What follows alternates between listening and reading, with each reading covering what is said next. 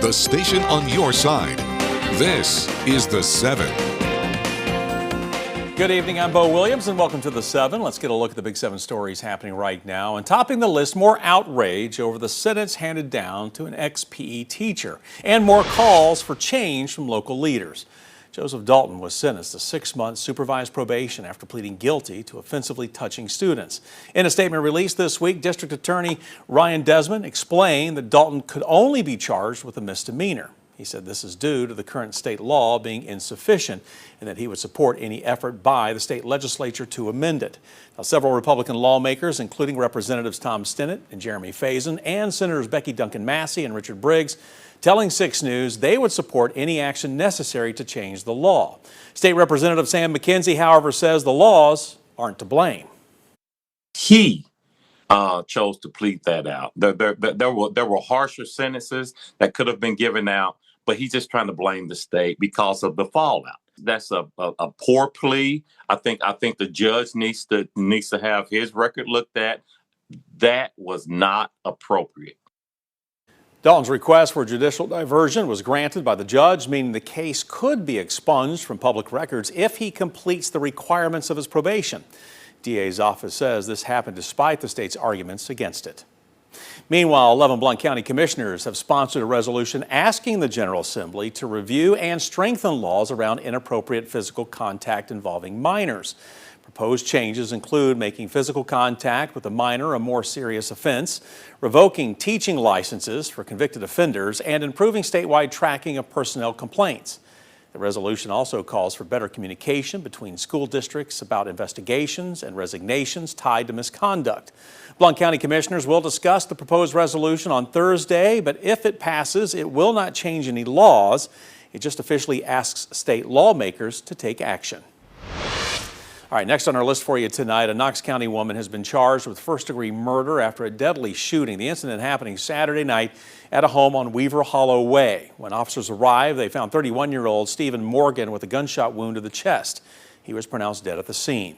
According to court records, the suspect, Dasani Badgett, was found outside the home screaming for help.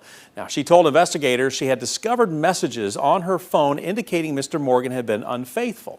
Officers say she admitted to confronting him with a gun after he returned home from work, and that during an argument fired the weapon, hitting him. Miss Badgett was taken into custody and is facing felony charges tonight. Another deadly shooting case in our Big 7 list for you this evening. This one that we followed for more than 5 years, from a man that was killed in Rocky Top to now the man convicted in his murder, getting the maximum sentence. 69-year-old George Patterson will receive a total of 25 years in prison on 1 count of second-degree murder. As we've reported, Patterson was convicted in February for shooting his unarmed neighbor, David Roach. Now, that shooting happened in November of 2019 on Willow Lane in Rocky Top. After the shooting, the victim's fiancé telling 6 News that Roach and Patterson had been in conflict for more than a year, and Roach had been threatened previously.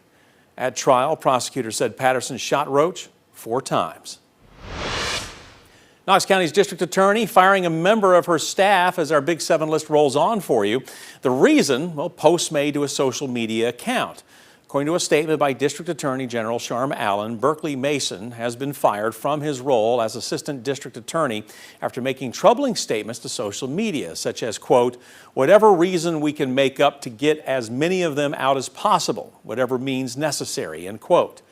Allen says this shows Mason was willing to make up false evidence to achieve certain personal goals. She also says she is ordering a review of all cases that he has handled to appropriately correct them if necessary. And according to court documents, Mason was involved in at least 93 cases. A big plan for Knox County government is out tonight. County Mayor Glenn Jacobs releasing his budget proposal, $1.1 billion, and no tax increase. Spending goes up by $32 million. That's roughly 3% more than the current year's budget. Around half of this increase would go to general purpose school funding. Now, county employees would receive a raise of around 2% to help with the increased cost of living. Around $87 million will go to infrastructure projects. You'll see projects in Hardin Valley, projects on Shawd Road. That's where we anticipate the growth to be. That's where the new planned growth area in Advanced Knox aligns it. So we just want to be very proactive in having the dollars that we're entrusted with spent in locations where we anticipate that growth to occur. Energy costs are higher. I mean, asphalt, concrete, all those things that just we do on a day-to-day basis.